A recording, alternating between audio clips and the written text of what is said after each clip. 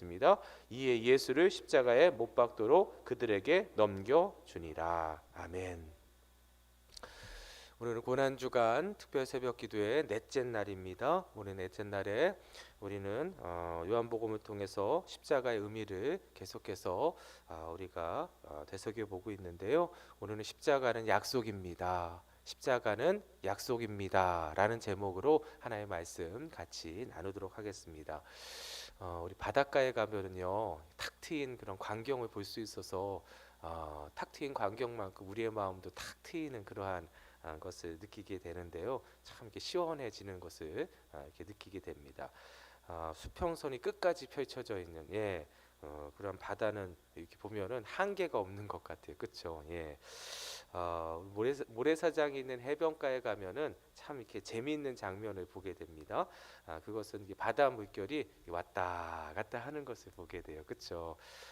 참 재밌는 것은 끊임없이 왔다 갔다 해요. 한 번만 왔다 갔다 하는 게 아니라 수없이 왔다 갔다 하는 것을 반복하게 되는 것을 보게 되는데 참 이렇게 신기한 것이 있어요. 그것은 무엇이냐면 그렇게 이제 파도가 치면서 바닷물이 이렇게 왔다 갔다 하는데 바닷물이 이렇게 아무리 육지 쪽으로 와도 여러분 딱 경계선이 있어요. 예. 딱 거기까지만 왔다 갔다 하는 것이지 그 경계선을 넘어서지 못하더라고요. 보니까 아무리 그 강한 파도가 몰아쳐도 여러분 딱 경계선까지만 오게 돼 있어요. 그렇죠? 예.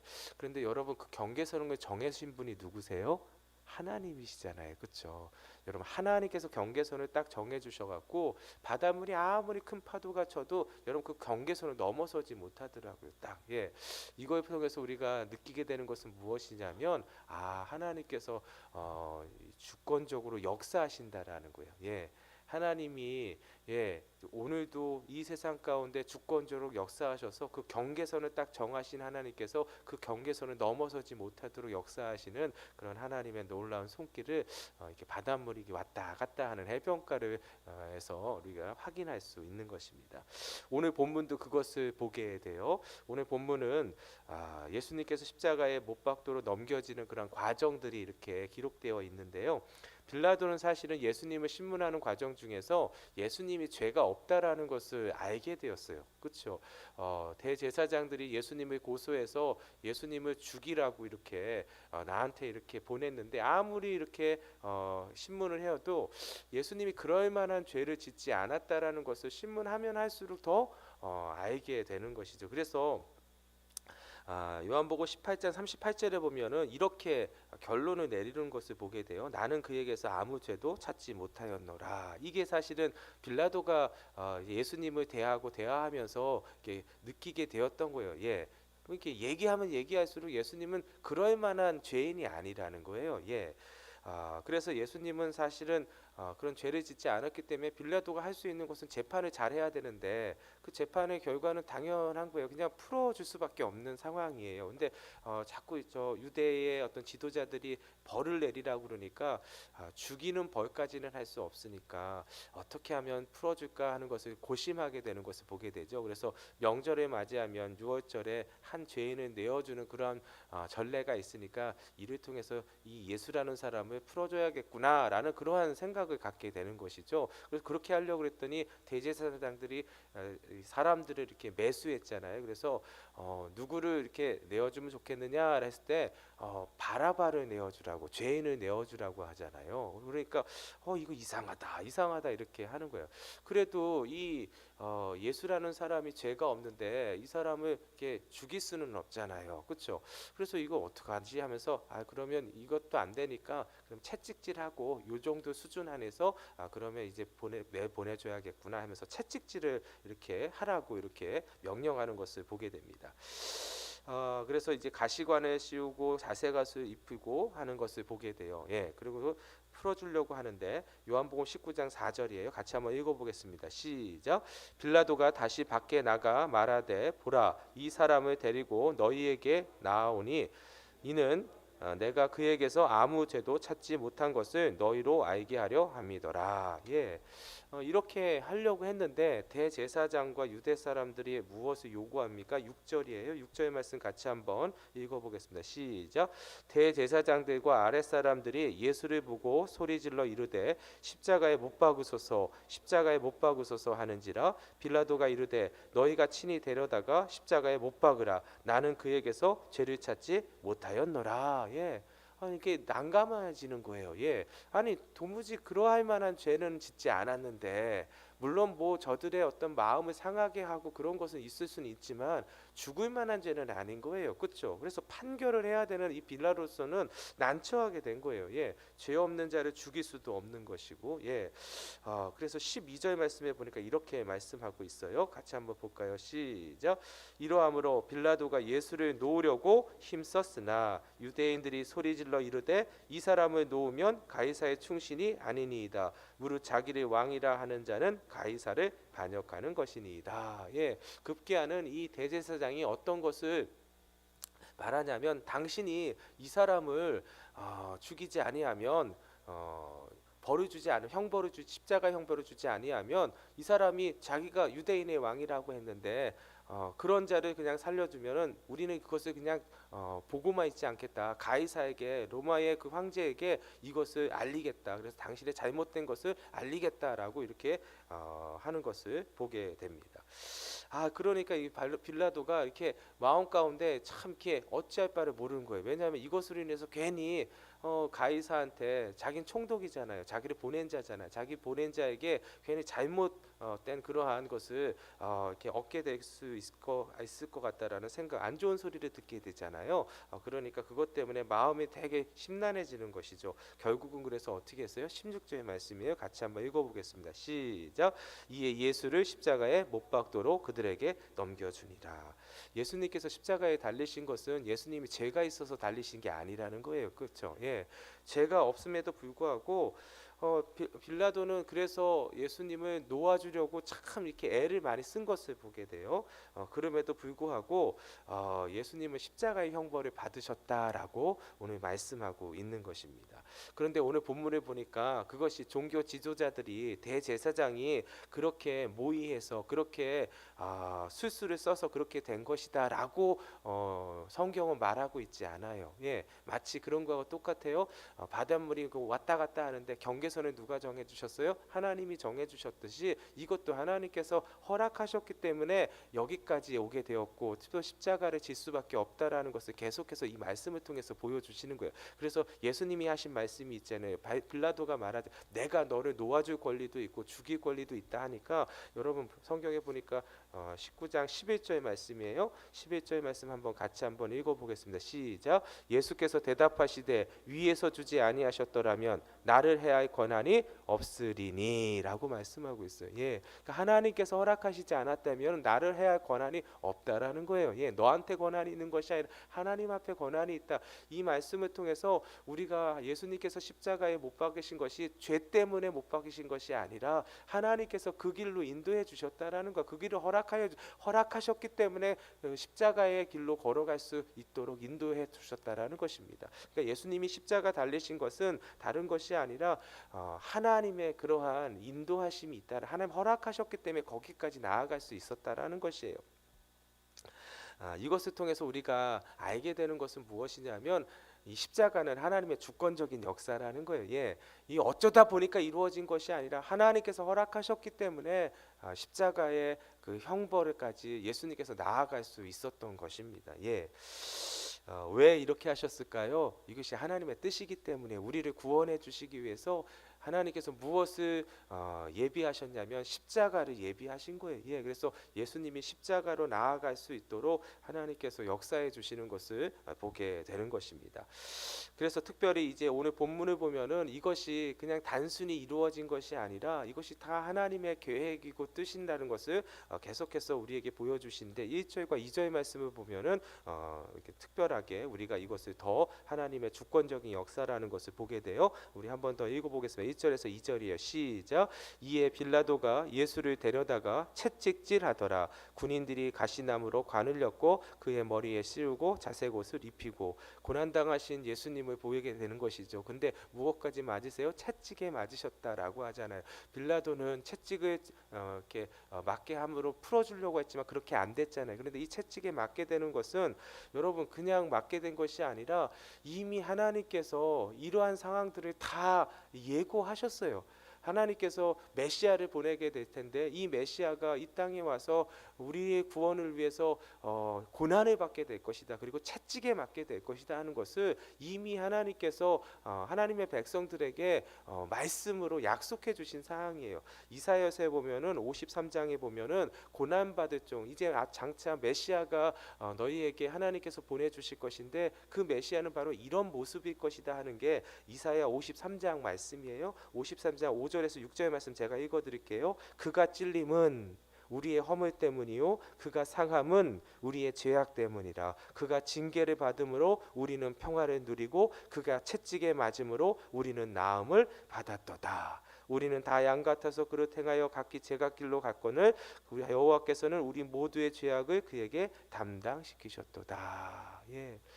여러분 이사야 선지자는 예수님 그 당시로부터 700년 전의 사람이에요. 700년 전에 이사야 선지자를 통해서 하나님께서 말씀의 약속을 주는데 그것은 무엇이냐면 내가 이스라엘 백성 하나님의 백성 이 세상을 위해서 메시아를 보내주실 것이라는 거예요. 이 메시아를 보내주실 건데 이 메시아를 통해서 구원을 우리에게 허락하여 주실 것인데 이 메시아는 어떤 모습으로 너희에게 올 것이냐면 고난받게 될 것이라는 거예요. 예, 그가 고난을 받음으로 그 고난을 통해서 모든 죄를 씻어 주실 것이며 그가 채찍에 맞음으로 우리를 낫게 해주시는 놀라운 은혜를 펼쳐 주실 메시아를 보내 주시겠다. 이미 700년 전에 약속하신 말씀인데 이 말씀이 오늘 본문에 보니까 그대로 이루어지잖아요. 그렇죠? 빌라도는 그냥 내어 주려고 채찍질을 하게 행한 것인데 이것은 뭐예요? 700년 전에 하나님께서 메시아에게 허락하신 그러한 말씀이었다라는 거예요. 이걸 통해서 우리가 깨닫게 되는 것은 무엇이냐면 하나님의 약속은 반드시 이루어진다라는 거예요. 믿으시면 아멘. 예, 하나님의 약속은 반드시 이루어지게 되는 거예요.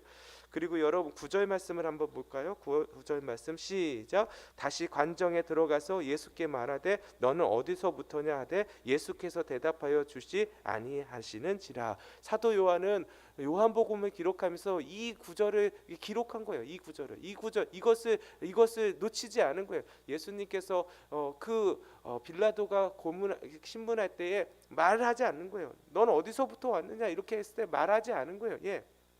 말하지 않고 결국은 그냥 받아들이는 것이죠. 그렇죠?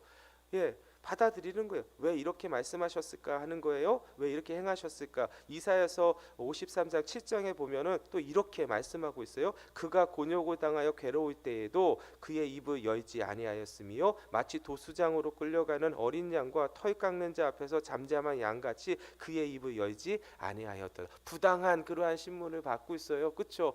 그리고 뭐 이렇게 변명을 할 수도 있는 상황인데 아무 말도 하지 않았다는 거예요. 왜냐하면 십자가를 향해서 나아가야 하기 때문에. 예. 그래서 변명하지 않고 마치 그냥 도수장에 끌려가는 그러한 양같이 잠잠하게 그 이물을 열지 않았다라는 것을 이게 보여주고 계시는 거예요. 이건 뭐예요? 53장 7절 말씀. 여러분 700년 전에 이사야를 통해서 말씀하신 그 말씀이 이루어지는 것을 그대로 보여주는 거예요. 예. 결국은 이게 무슨 말씀이냐면 하나님께서 약속하신 것, 하나님께서 말씀하신 것은 반드시 이루어진다라는 거예요. 예. 그래서 여러분 오늘도 십자가를 볼 때는 여러분 우리가 무엇을 깨닫게 되냐면 하나님의 말씀은 반드시 이루어진다라는 거. 할렐루야. 예. 십자가로 가까이 갈수록 십자가를 바라볼 때 여러분 우리는 하나님의 약속, 그 약속을 신실하게 지키시는 하나님을 우리가 만나게 되고 보게 된다라는 거예요. 할렐루야. 오늘도 마찬가지입니다. 십자가는 여러분 우리에게 주시는 약속이에요. 그 약속은 무엇이냐면 주의 말씀은 반드시 이루어진다라는 거예요.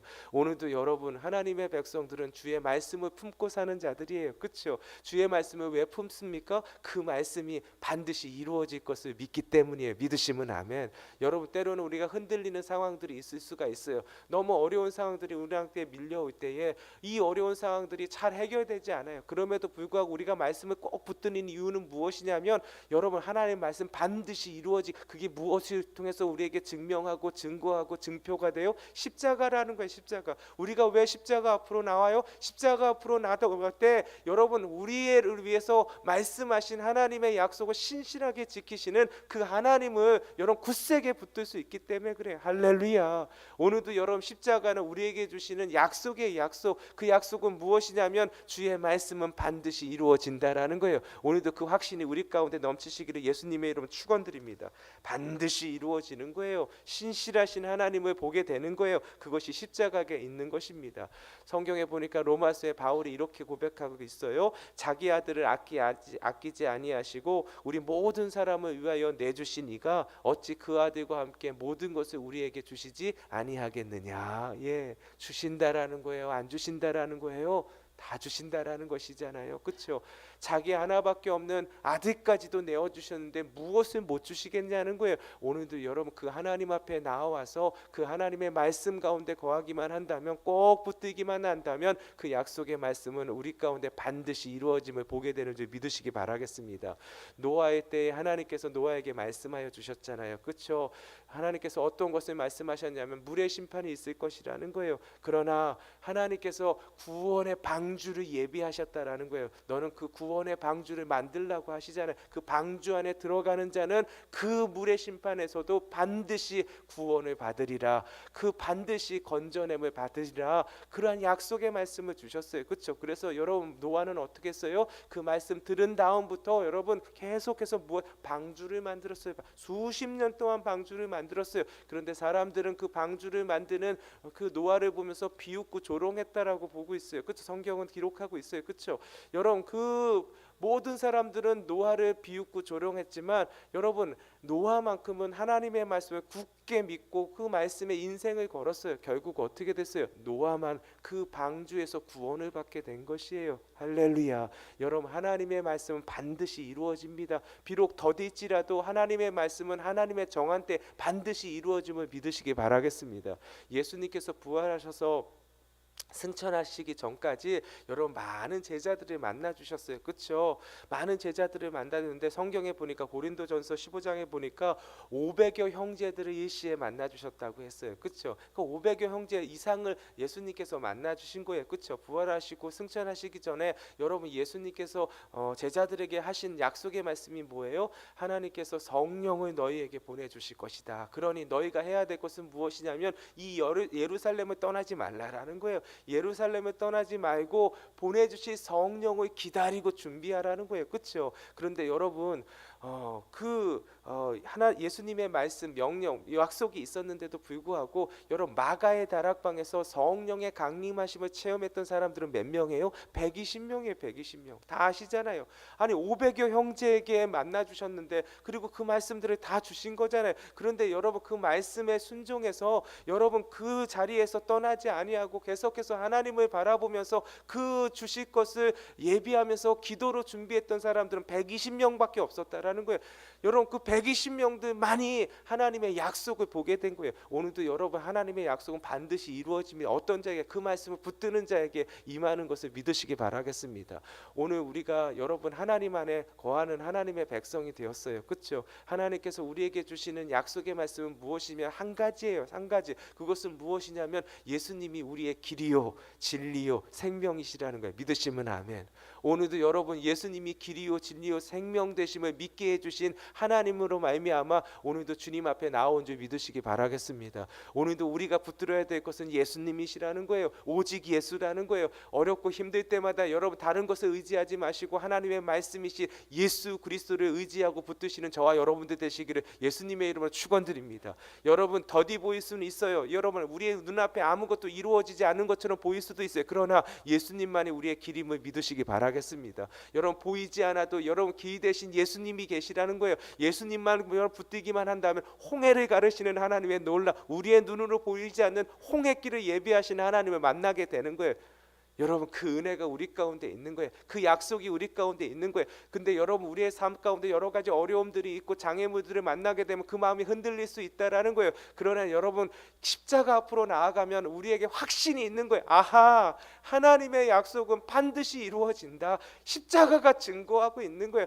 하나님께서 약속하신 700년 전에 약속하신 이 하나님의 놀라운 약속이 여러분 예수님이 우리를 통해서 이루시잖아요. 십자가를 통해서 보여주시잖아요. 오늘도 여러분 우리의 기대신 분은 예수님밖에 없는 줄 믿으시기 바라겠습니다. 어떠한 어려움 속에서도 흔들리는 상황 속에서도 여러분 십자가의 주님 바라보며 굳게 붙들 때 오늘도 길이요 진리요 생명 되신 예수님께서 우리의 인생을 열어주시고 우리의 가정을 열어주시고 우리의 공동체 가운데 생명이 되어주시는 놀라운 은혜를 오늘도 펼쳐주시는 놀라운 역사를 맛보고 경험하고 간증하게 우리를 인도하여 주실 것입니다. 그 은혜의 길로 걸어가는 저와 여러분들 되시기를 예수님의 이름으로 축원드립니다.